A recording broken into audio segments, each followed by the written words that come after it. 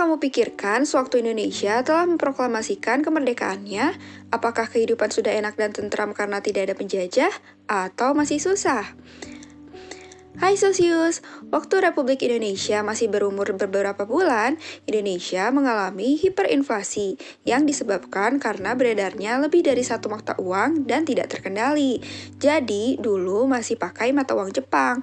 Sampai akhirnya, sewaktu 9 Oktober 1946, pemerintah RI mengeluarkan uang kertas baru bernama ORI, singkatan dari Uang Republik Indonesia. Sosius jadi bisa membayangkan ya, kalau pendidikan di era itu masih menjadi sesuatu yang mewah. Akibat dari sulitnya ekonomi kala itu, akhirnya itu berpengaruh juga terhadap kehidupan sosial masyarakat Indonesia. Jumlah penduduk meningkat drastis, produksi pangan juga menurun sehingga kebutuhan hidup tidak tercukupi. Lahan petani menurun, tetapi buruh semakin meningkat karena adanya impor beras. Dulu, Kementerian Pendidikan, Kebudayaan, Riset dan Teknologi atau yang sekarang dikenal sebagai Kemendikbudristek juga masih sederhana banget loh Sosius. Dulunya bernama Kementerian Pendidikan, Pengajaran, dan Kebudayaan. Meski demikian, pendidikan di era itu memiliki visi untuk mencerdaskan kaum pribumi. Setelah sebelumnya, pendidikan lebih banyak digunakan untuk kepentingan kolonial penjajah. Nah, dulu Menteri Pengajaran yang pertama ini adalah Bapak Pendidikan Indonesia. Yap, betul, Ki Hajar Dewantara. Ki Hajar Dewantara hanya menjabat selama 87 hari, mulai dari 19 Agustus sampai 14 November 1945.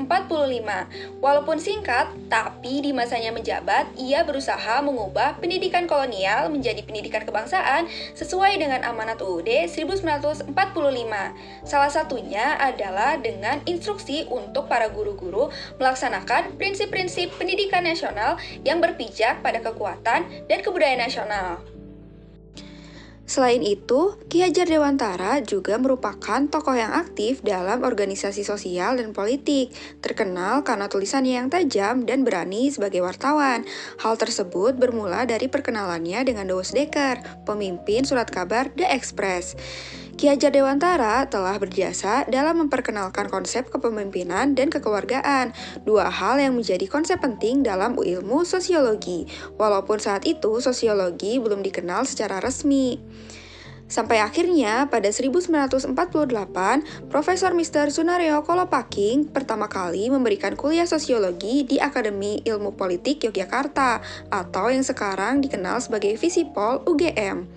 Ia memiliki visi untuk membangun pemahaman sosiologis yang kuat di kalangan akademis, demi pemikiran sosiologis yang lebih sistematis di Indonesia. Selain itu, ada juga Selo Soemardjan yang sampai sekarang dikenal sebagai Bapak Sosiologi Indonesia. Beliau membantu agenda pembangunan di Indonesia dengan menjelaskan berbagai teori sosiologi seperti teori perubahan sosial dan teori fungsionalisme Parsonian. Nah, Sosius, sebenarnya tokoh-tokoh yang disebutkan tadi adalah mereka yang punya privilege dalam mendapatkan pendidikan. Sebagai anak bangsawan, Ki Hajar Dewantara berkesempatan untuk mengenyam pendidikan di sekolah-sekolah Hindia Belanda. Selo Soemardjan mendapat pendidikan Belanda atas jasa kakeknya sebagai pejabat tinggi di kantor Kesultanan Yogyakarta. Sedangkan Sunaryo Kolopaking sempat mengenyam pendidikan di Universitas Leiden. Beruntungnya, mereka bisa memanfaatkan privilege mereka dengan baik, sehingga apa yang mereka lakukan sangat mempengaruhi perkembangan ilmu sosial di Indonesia. Sebenarnya masih banyak juga loh tokoh-tokoh yang punya privilege dan memanfaatkannya untuk kepentingan sosial di Indonesia. Kamu bisa sebutkan, gas tulis di kolom komentar ya. Aku Lisa dari Sosiologi Perspektif. Terima kasih. Jangan lupa like, comment, subscribe.